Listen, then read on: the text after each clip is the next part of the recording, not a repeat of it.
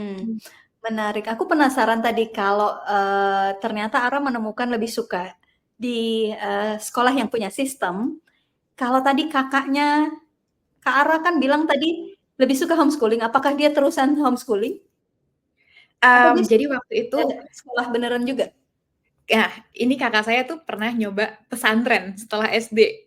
Oh, dia jadi masuk pesantren. Masuk pesantren, habis masuk pesantren, setahun terus homeschooling lagi, habis itu ke sekolah negeri, habis itu homeschooling lagi. Jadi kayak, akhirnya Karena mungkin karena mungkin pada homeschooling akhirnya dia ngerasa lebih suka balik homeschooling. mhm, Coba sini nggak cocok lagi homeschooling lagi gitu homeschooling ya. lagi, betul, Sementara mhm. kalau Ara udah istiqomah. Iya betul, karena suka sekolah, iya lanjutkan sekolah. Lanjut. Jadi itu nggak keluar-keluar dari SMP negeri itu? Iya, sampai 3 tahun, ujian Sampai 3 nasional. tahun, Iya. oke. Terus Dan setelah SMP negeri, mhm. awalnya mau, SMA ke Singapura waktu itu, karena Oh, dapet, SMA-nya langsung mau eee lompat ke Singapura? dapet informasi tentang ASEAN Scholarship Oke. untuk, Buat anak eee, SMA? buat anak SMA, betul. Jadi nanti Oh, dapat, hmm. beasiswa untuk SMA di Singapura. Wih, Terus, waktu itu, rencananya mhm, mau ke sana, mhm, hanya ternyata salah satu ketika itu udah tahap kedua apa ketiga waktu itu, mmm, baru sadar kalau ternyata sekolah-sekolah negeri di sana tidak memperbolehkan pakai jilbab. Akhirnya saya mundur nggak jadi, dan mencari alternatif lain, apa yang bisa kita lakukan ya untuk wait wait what's wait, next? sekolahnya nggak boleh pakai jilbab? Ini Mhm. paskibra apa sekolah? Waktu itu ketentuannya di Singapura kayak gitu sih, Kak Febri. Jadi, entah kenapa kalau yang sekolah negeri itu Wow, nggak boleh pakai jilbab gitu seragamnya. Harus memang oh, sesuai dengan, kalau aturannya mereka. sekolah negerinya tuh, di sana tuh, itu sekolah negeri? Mhm, betul betul. Kalau swasta boleh? Kalau madrasah boleh. Oh, ada madrasah juga di sana. Iya, betul. Oke, oke. Kalau So madrasah boleh dan kalau mhm, kuliah juga boleh. Itu oke, hanya dari, SD sampai SMA-nya sana yang nggak boleh kalau yang nggak negeri. boleh. Oke, berarti tadinya padahal mau masuk SMA di sana, tapi nggak Betul. boleh pakai jilbab. Jadi mundur? Waktu itu mundur akhirnya, nggak jadi. Wuss, Waktu luar ujian biasa. setelah selesai, ujian tahap kedua kalau nggak salah waktu itu. Eee, Wow, terus ya udah nggak usah aja deh, heeh, cari alternatif lain kira-kira ada apa ya yang bisa jadi jalan gitu. Karena setiap kali oke, tahun ajaran baru tuh kita suka ngulik gitu, ada apa lagi ya ada mhm, apa lagi gitu. Terus dapat mmm, info ASEAN Scholarship, oh coba dulu aja, oh nggak bisa, iya, cari lagi yang lain, cari lagi yes gitu. yes, Jadi ya harus gitu kan, harus, harus terus pantang menyerah sih, terus pantang mengulik gitu. menyerah, Mhm, bener. betul Nah, betul. setelah itu gimana tuh, apa langkahnya?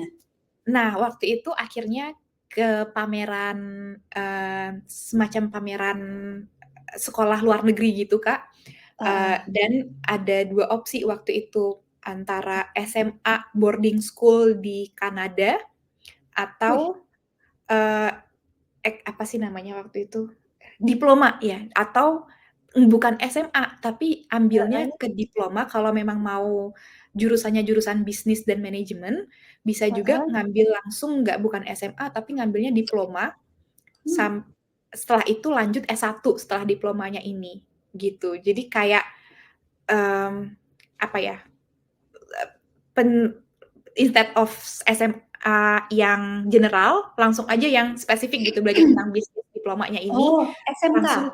gitu. Tapi ya mirip-mirip tingkatnya seperti SMA gitu.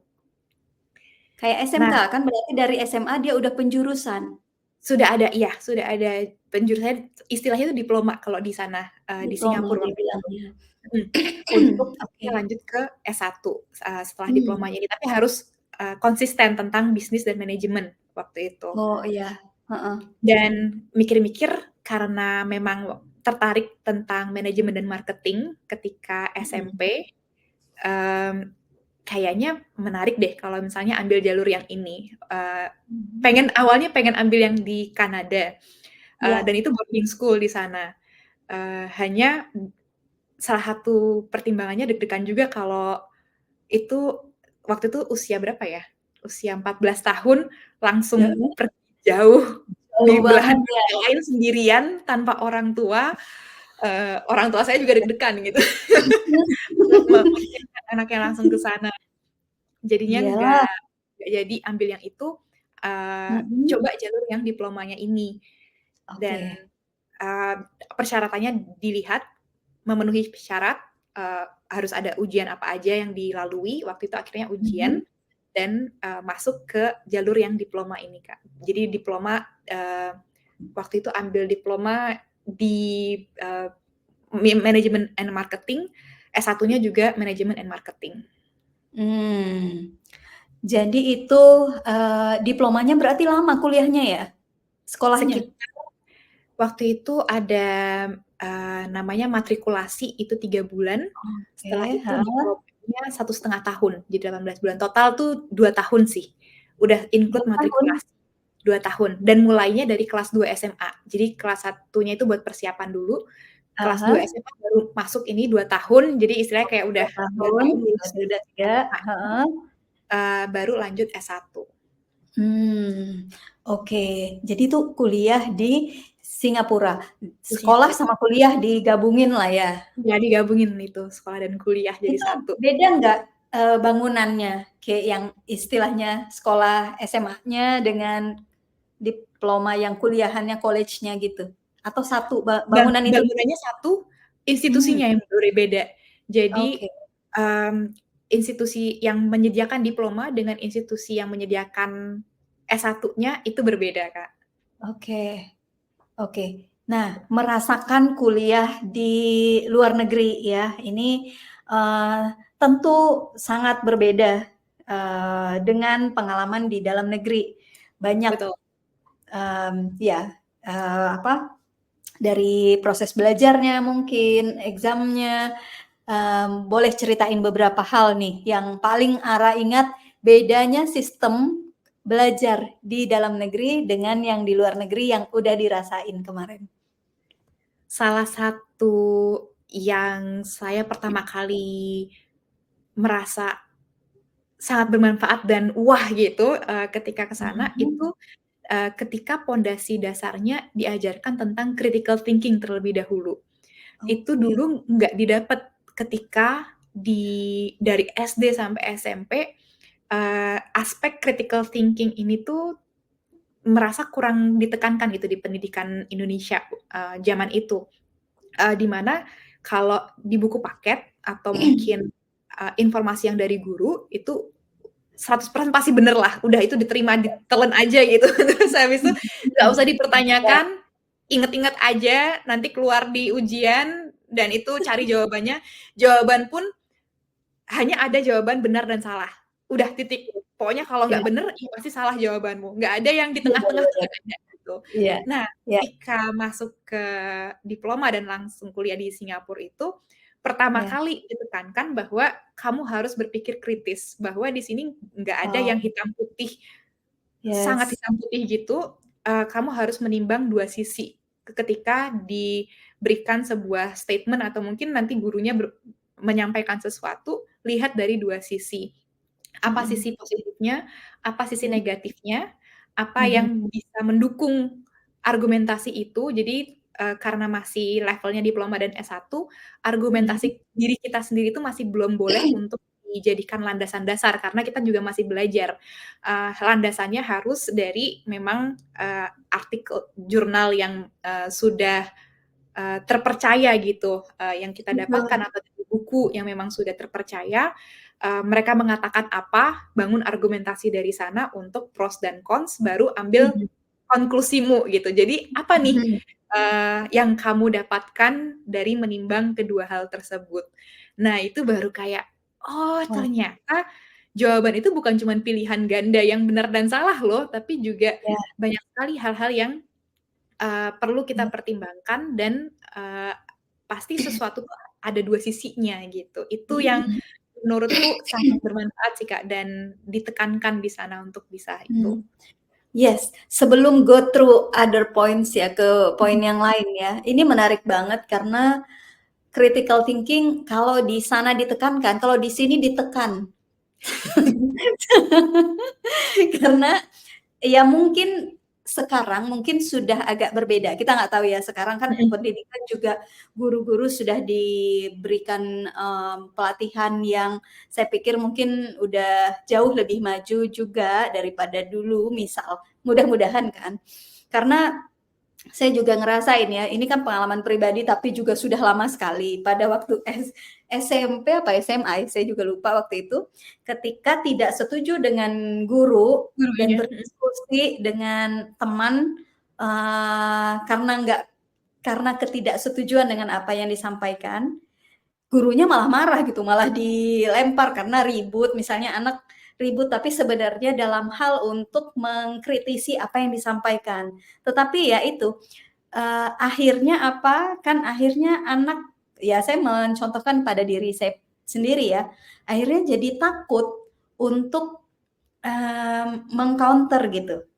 Betul. Jadi kan tidak ada, safe space bagi anak untuk menyampaikan, oke kalau memang karena guru bisa saja salah gitu, sangat mungkin untuk juga salah, sehingga harusnya dibuka untuk peluang anak memberikan pendapat yang lain, itu yang pertama. Kemudian saya juga merasakan apa yang, Kak Ara ini rasakan gitu waktu kuliah di luar. Nah, dulu saya pas S2 di Belanda ya, saya juga ngerasain tuh. Kuliah di Belanda, itu yang saya rasakan adalah kebingungan. Kebingungan karena di Indonesia sampai saya kuliah S1, saya merasa bahwa selalu ada, ini loh yang benar seperti ini, Bener. yang salah seperti ini gitu, jelas. Begitu saya sekolah S2, itu yang ada hanya diskusi dan diskusi sampai akhir pun saya nggak tahu mana yang benar. Dan saya jadi kayak, kok gini pendidikannya ya, kok aku nggak tahu jadinya mana yang benar. Taunya teori ini by ini, seperti ini ngomongnya, ini. Tapi tidak ada dosen itu mengarahkan kepada ini yang jawabannya yang benar tuh teori yang ini. Itu tidak pernah saya dapatkan. Sehingga kemudian, oh begini tuh proses belajar itu. Yang sebenarnya kita melihat dari beberapa sisi pendapat sehingga itu membuat kita juga mempunyai pemikiran yang lebih luas dan bisa menjadi lebih toleran terhadap pendapat Betul. orang lain. Ya enggak, Kak? Setuju setuju, Kak. Bisa jadi lebih, memahami, oh ternyata perspektif orang lain bisa jadi berbeda juga ya dari Ya, pemahaman kita atau konklusi yang ya, memang kita, miliki dalam diri kita sendiri gitu. Jadi nggak gampang ngejudge, "Oh aku bener, kamu tuh yang salah," gitu misalnya. Jadi iya, kayak seolah-olah kita doang yang bener gitu kan. iya, Itu, aku rasakan setelah belajar berpikir kritis itu sih, Kak. Dan iya. akhirnya jadi berani untuk berbeda pendapat juga. Karena dulu kan harus Hmm, diseragamkan ya, kalau kayak tadi betul. mungkin juga Kak Febri merasakan gitu ketika di sekolah, Mhm, ketika pendapat kita berbeda dengan gurunya dianggap salah gitu dan dianggap iya, mengganggu pembelajaran di kelas juga ketika kita mungkin diskusi dengan teman-teman. Nah iya, tapi ini menjadi hal yang, wajar saja ketika kita berbeda mhm, pendapat, mari kita saling memahami perspektif satu dengan yang lain itu seperti apa, gitu. mhm. Dan saya bisa melihat bagaimana ini hasilnya ya. Saya ingin menunjukkan nih kalau ke arah dengan saya gitu ya, kita pernah ada di satu event bersama di National Geographic, Spotlight event waktu itu, di mana kami sama-sama, sebagai National Geographic Explorer diberikan, kesempatan untuk belajar di, Korea Selatan waktu itu ya, di Jeju. Ya, Ketika kita belajar itu saya bisa melihat bahwa Ara punya confidence yang sangat tinggi untuk menyampaikan pendapat dan saya pikir, wah saya nggak punya confidence yang sama. Karena apa? Karena pendidikan kita, dan saya lihat juga dari beberapa yang mungkin lebih banyak sekolah di Indonesia ya, tidak punya confidence yang sama. Ara berbeda gitu, karena setiap ada ini ya Ara cepet aja, mengangkat tangan untuk ngasih pendapat. Saya iri jujur gitu, karena Saya pikir itu karena Ara dari SMA, ukurannya dari SMA sudah diajarkan seperti itu gitu. Sementara saya baru diajarin kayak gitu pas S2. Kayak udah telat gitu ya. Udah wah udah agak susah karena terlalu lama untuk kita dibiasakan dengan sistem yang seperti itu. Jadi ya mudah-mudahan sistem pendidikan di Indonesia segera ke arah itu gitu ya. Bagaimana anak-anak kita, adik-adik kita bisa lebih berani untuk menyampaikan pendapat. Karena di luar sana sering sekali dalam forum-forum orang Indonesia yang memang paling minim untuk bisa participate. Tapi ya gimana gitu, sistem kita tuh udah dibentuk kayak gitu, jadi malu, jadi takut untuk menyampaikan pendapat. Dan jadi nurut mungkin ya, Kak. Jadi kayak, ya udah Nah, apa kata guru aja kita nurut deh gitu, biar nggak dapet masalah nanti gitu. iya kan? Nah gitu ya, jadi tidak berani. Padahal it's okay untuk berdiskusi berbeda pendapat, asal semua dengan cara yang baik ya, dengan respect-nya, kemudian saling ngelihat angle-nya dari mana gitu. Jadi wah ini menarik sekali dan mudah-mudahan juga bisa menjadi pertimbangan orang tua kalau nanti untuk mencari sekolah anaknya, tidak harus di luar negeri juga. Mungkin sudah banyak sistem pendidikan di kita, sekolah-sekolah yang sudah mulai seperti ini. Saya nggak tahu karena saya belum punya anak dan mau membawanya kemana gitu ya. Tetapi, ya mungkin pasti ada gitu. Di Indonesia pada zaman ini pasti sudah banyak juga yang di mana punya pembelajaran yang, apa namanya, student centered ya, Ya, bukan lagi berpihak pada anak. iya, gitu. Jadi ini sangat penting karena di kemudian hari ini sangat berdampak pada gimana confidence-nya, dan saya yakin ini mempengaruhi karir ke depannya. Makanya Kak Ara di sini dengan usia yang muda, muda sekali tapi sudah ada pada level yang, sangat-sangat baik gitu kalau menurut pengamatan saya itu karena pendidikannya memang sangat baik ya, gitu. Oke, Apalagi yang belum makasih. kita bahas ini? Mungkin aku pengen nambahin sih, Kak, Ya, bahwa, saat ini kan memang dunia itu banyak sekali perubahan ya, termasuk ya, juga penambahan informasi, mhm, yang ada, baik dari segi yang ada di internet, yang ada di lingkungan sekitar kita. Kalau hanya berpatokan pada konten saja, itu, mhm, eee, dan berpatokan pada menghafal, pasti akan jauh tertinggal gitu karena selalu ada konten-konten baru. betul, Bagaimana kita juga sebetulnya belajar, bagaimana caranya belajar, learn how to learn itu tadi, itu menjadi modal yang sangat baik termasuk keterampilan-keterampilan untuk menyampaikan pendapat, keterampilan bertanya, ya, keterampilan berkolaborasi. Ada banyak hal yang sebetulnya itu perlu diasah dan dipelajarin di iya, luar kepintaran kognitifnya gitu. Jadi jangan sampai ketika betul, belajar itu berpusat hanya pada nilai, hanya pada seberapa pinter kamu dari segi kontennya, tapi juga seberapa, bisa keterampilan dari segi tadi, kalau kerja kelompok sama temen tuh gimana sih? Apakah cuman mhm, ngikut aja, apa dia ngerjain semuanya sendiri?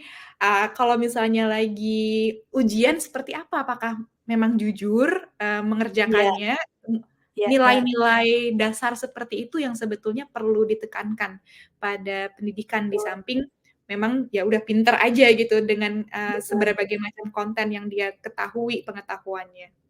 Wah, ini memang, sangat-sangat penting banget gitu ya, ditekankan gitu, karena banyak memang masih orang tua yang masih sangat melihat nilai gitu, baik orang tua ataupun guru gitu ya, masih ngelihat nilainya berapa gitu. Kategorinya anak pintar karena nilainya segini, karena dia bisa menghafal sedemikian banyak apa, entah apalah gitu ya, yang dihafal gitu.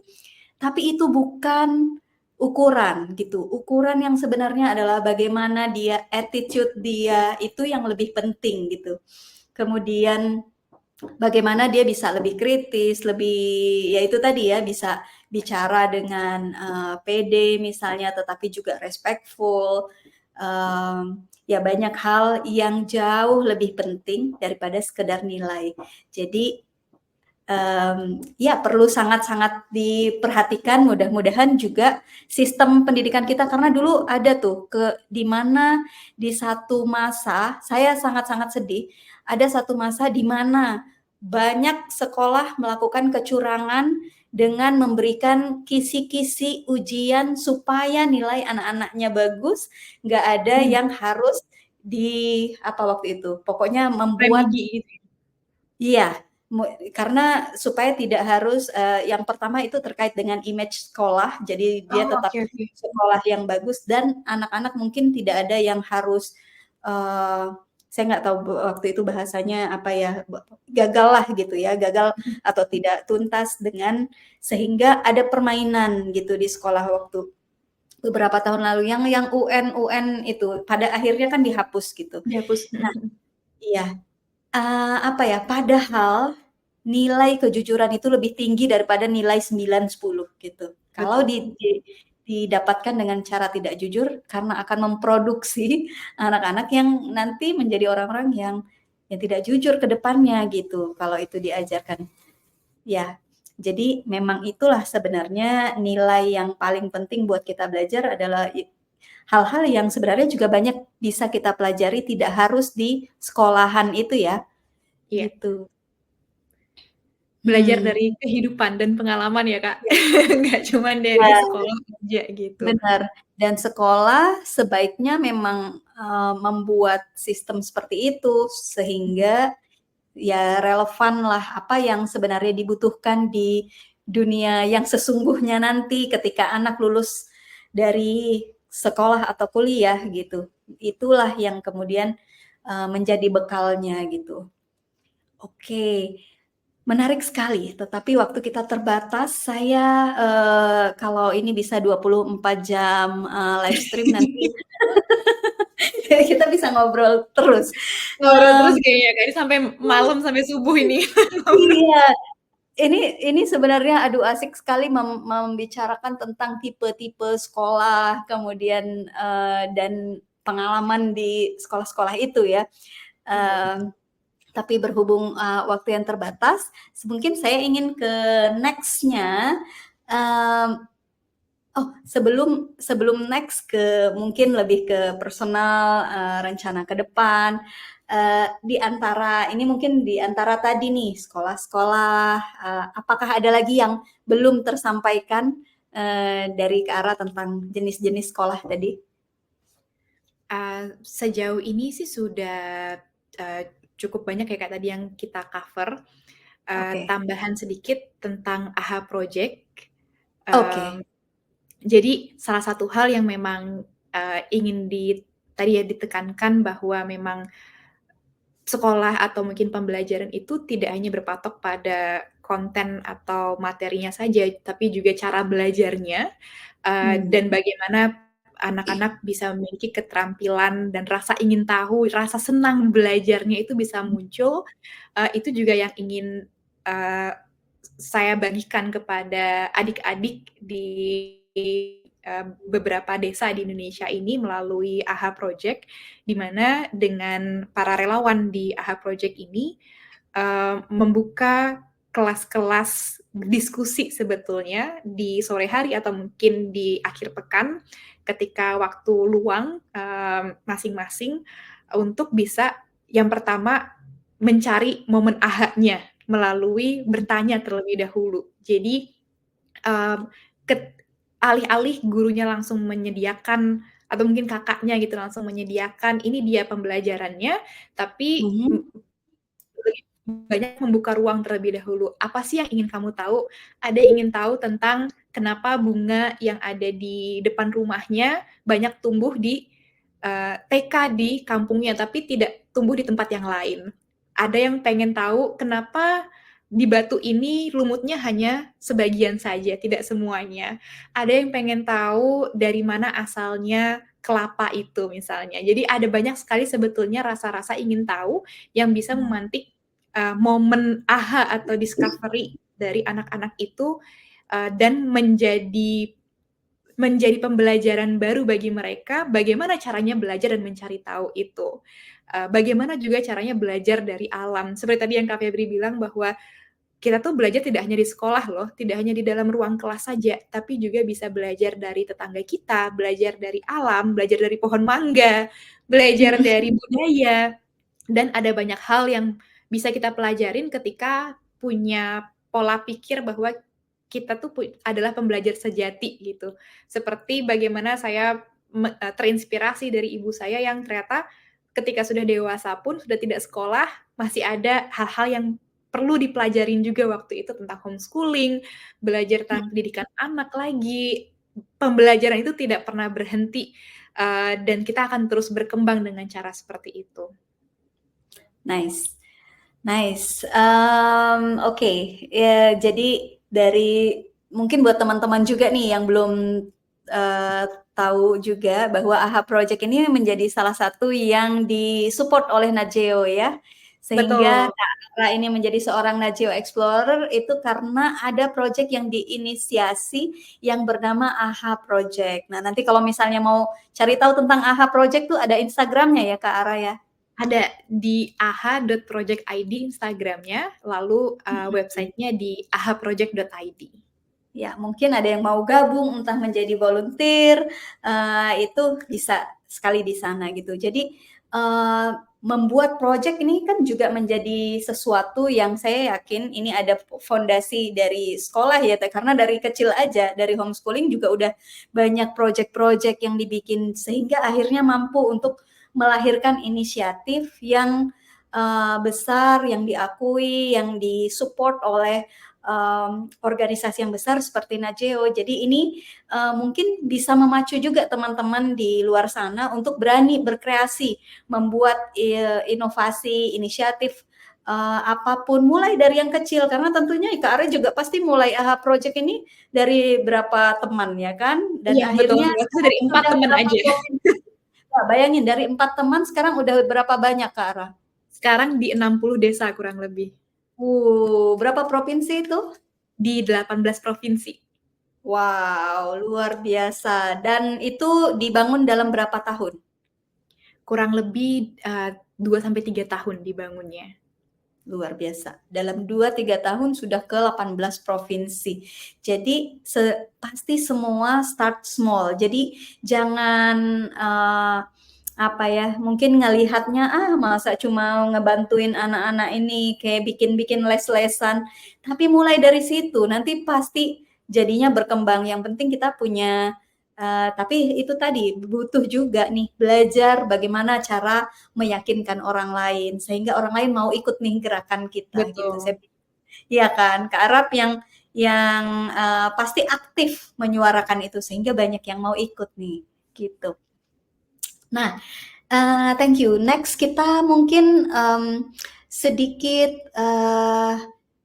ini ya, mungkin agak menjawab beberapa kebingungan atau apa rasa ya galau dari teman-teman di luar sana. Mungkin ada yang pada saat ini sedang bekerja, tetapi juga berpikir pengen S2. Menurut Kak Ara ini mendingan S2 apa mendingan Kak Ara sendiri belum S2 atau udah? Belum, baru mau insya Allah nih Kak. Nah, ini sebenarnya kebingungannya Kak Ara atau enggak? Apakah Kebingunganku juga kayaknya nih. Sama-sama jadi bingung ini, sama-sama galau. iya, jadi saya pengen tahu dari perspektif seorang Ara Kusuma ini, apakah mendingan kerja aja terus atau S2? Buat apa sih Kalau pendidikan tinggi? iya, kalau karena aku sendiri berkeyakinan bahwa belajar itu tidak hanya melalui jalur formal, sekolah gitu misalnya S1, S2, waktu itu memang sesuai dengan kebutuhan aja sih Kak rasanya. Jadi Hmm, kayak, oh sekarang kebutuhannya lebih banyak untuk mencari pengalaman di dunia kerja. Nah karena kebutuhannya itu, akhirnya dari S1 lebih banyak, terjun ke dunia kerja terutama di, bidang social impact gitu di situ, dan bidang pendidikan juga saat ini. Jadi, hmm. eee, titik titik bahwa saya yakin saya butuh pengalaman itu ketika di S1 ternyata banyak sekali hal-hal yang bersifatnya tuh teori, case studies, nulis Yes. essay, paper, dan sebagainya. Kayaknya Ya. tuh kurang gitu buat langsung terjun ke lapangnya tuh menurut saya waktu itu kurang banget di S1. Jadi, khawatirnya kalau langsung S2 nanti apakah akan mengulang hal yang sama, dan apakah itu pembelajaran yang waktu itu saya inginkan? Kayaknya enggak deh, dan pengen terjun dulu nih ke lapangan, bertemu orang, coba untuk bikin project, masuk ke sebuah yayasan, terlibat dengan kemitraan-kemitraan yang ada gitu, dan pengembangan kapasitas dan dari segi perkembangan dirinya dirasa jauh lebih cepat waktu itu ketika memang langsung terjun ke dunia kerja. Nah, Ya. saat ini di titik di mana sepertinya pengalaman sudah dirasa cukup dan butuh untuk menaikkan level pengetahuan, kredibilitas, dan juga jaringan, Mhm. Ya. yang tentunya dapat didapatkan ketika masuk ke S2 gitu. Ketika kita masuk ke sebuah universitas, di situ tuh titik kumpulnya berbagai macam mahasiswa dari latar belakang yang berbeda datang ke sana, rata-rata juga sudah punya, Pengalaman organisasi kerja. atau mungkin pengalaman kerjanya masing-masing, bertukar Mhm. pikiran dan sebagainya, itu akan menjadi sebuah, mmm, momen dan juga kesempatan yang luar biasa menurutku untuk dilakukan ketika kita sendiri sudah punya aset dan bekal yang cukup gitu untuk S2-nya ini. Mhm. Dan nantinya juga S2 itu kita nggak cuman, lulus dengan tangan kosong atau mungkin dengan ijazah saja, tapi ketika lulus tuh sebisa mungkin udah bisa berpikir mau diaplikasikan seperti apa ya ilmunya gitu, buat, balik lagi ke, eee, perubahan yang positif ke masyarakat, untuk diaplikasikan menjadi kebermanfaatan yang baik juga gitu. Jadi itu yang menurutku perlu dipikirkan sebelum sampai pada titik, "Oh, saya mau lanjut nih S2." Yang pertama mulai dari segi kebutuhan, apakah ini memang sesuatu yang saat ini sedang dibutuhkan, Iya. ilmunya, jaringannya, Mhm. kredibilitasnya untuk S2 itu, dan apakah memang ilmu yang akan didapat itu tuh sangat bisa untuk diaplikasikan di kegiatan atau pekerjaan yang saat ini sedang kita tekuni, gitu. Iya, ya benar sekali. Dan apakah saat ini juga Kak Ara ini udah mempersiapkan juga nih untuk S2-nya? Lagi persiapan nih, Kak Febri. Kebetulan lagi Tapi persiapan? di tengah-tengah kesibukan dan yang lainnya, doakan ini Iya, sedang itu yang persiapan menjadi apakah challenge ya. betul, itu salah satu challenge-nya juga, dan kadang tuh Iya, keenakan gitu, kayak udah iya, enak aja kerja, lupa lagi bahwa, iya, oh ya kita tuh harus menuntut ilmu lagi di jenjang yang bener, S2 atau S3 gitu selanjutnya kan, keenakan mhm, kerja aja gitu, lurus keenakan, terus gitu iya. ya. Apalagi itu ribet banget persiapannya kan banyak Ya, banget betul betul. dokumen-dokumennya. Jadi kadang-kadang kalau udah lama bekerja, itu kayak udah males ngurusin yang sekolah-sekolahan lagi, minta rekomendasi, mana dosennya udah lupa lagi kemarin. Iya, Iya kan? Itu udah susah gitu. Tapi kalau kadang-kadang kalau kita baru lulus beberapa tahun tuh masih enak nih ngubungin yang masih kemarin. fresh.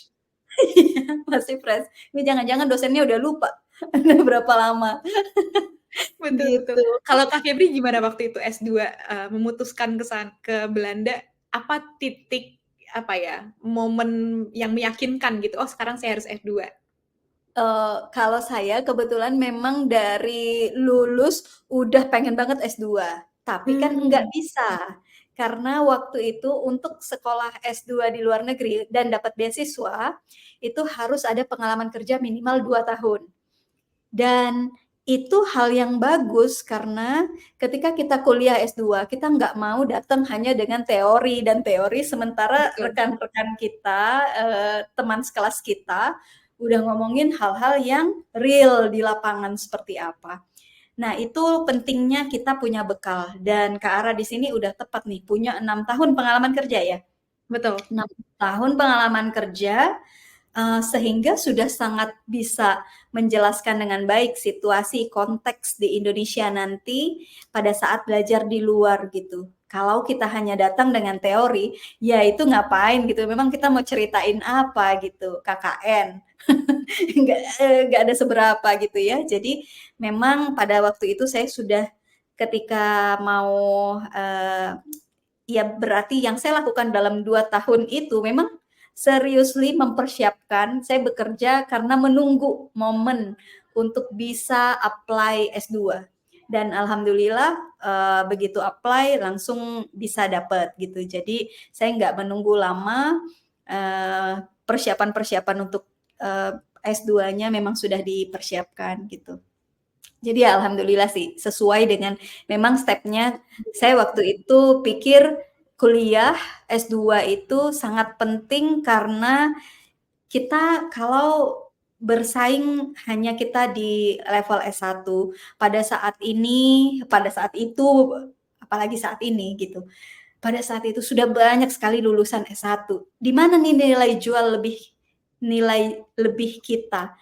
Seberapa kompetitif kita ketika kita hanya bisa lulus S1. Sehingga saya ingin S2 dan kalau bisa memang dari dulu impiannya bisa sekolah di luar negeri, sehingga itu menjadi nilai plus. Dan memang betul ketika pulang itu kita bisa ya langsung berada di posisi yang leader lah gitu ketika pulang gitu karena ada kelebihan ini tadi. Jadi saya pikir kalau teman-teman mungkin saat ini sedang berpikir mau kerja aja deh cari duit atau S2, sebenarnya kerja aja juga bisa, tetapi nanti akan lambat di karirnya gitu. Karena ya karena itu sebenarnya bagaimana cara kita untuk bisa lompat di karir adalah ketika kita punya background pendidikan yang lebih tinggi gitu. Jadi batu loncatan juga ya, Kak, ya, karena itu Yes.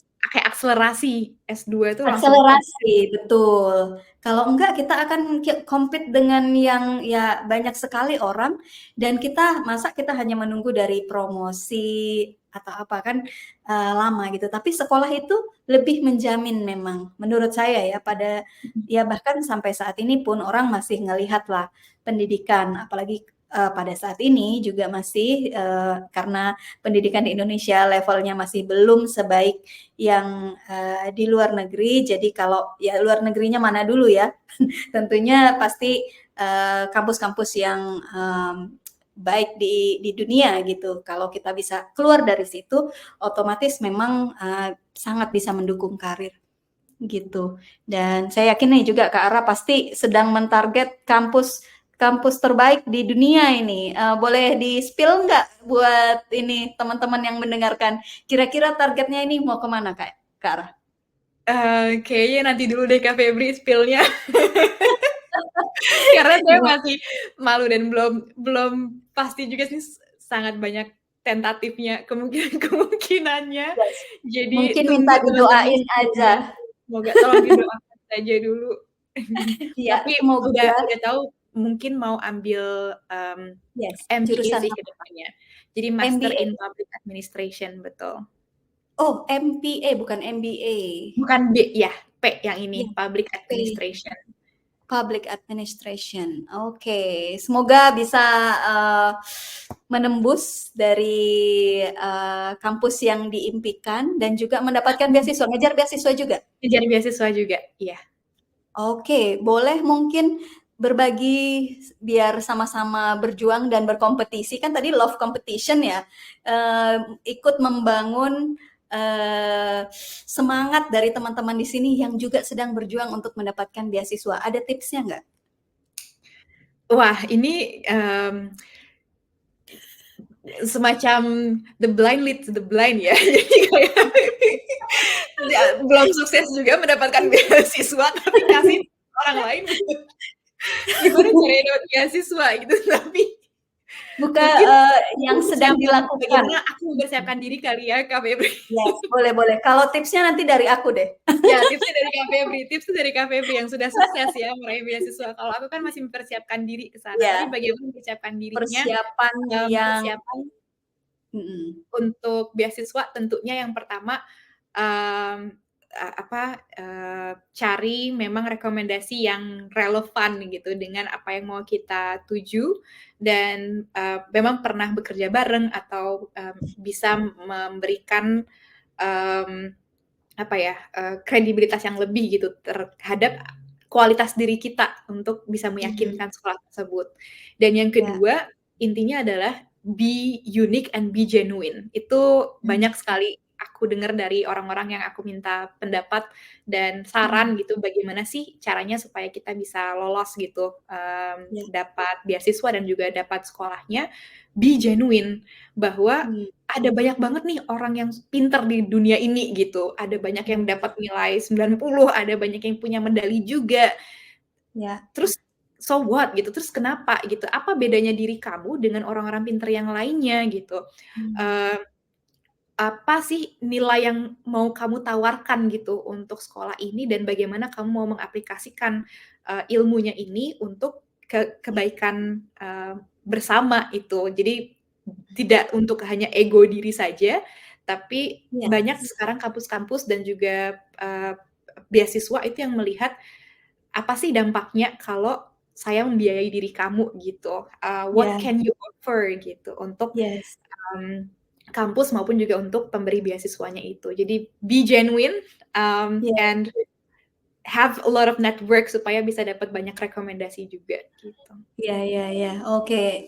Itu semua checklist checklist checklist. Emang Oke. emang confirm, dan tapi mungkin saya ingin menambahkan sedikit yang tips adalah sebenarnya Kak Ara tentu sudah sangat, ini ya, sudah lolos banget ini.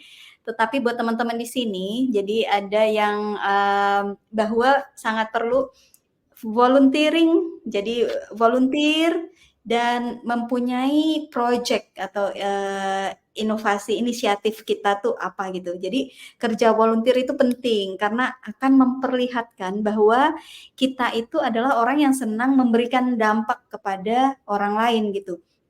Jadi bukan hanya, ya udah aku mau sekolah di sini karena, bisa sekolah di luar negeri, bisa ngumpulin uang sambil, sekolah gitu.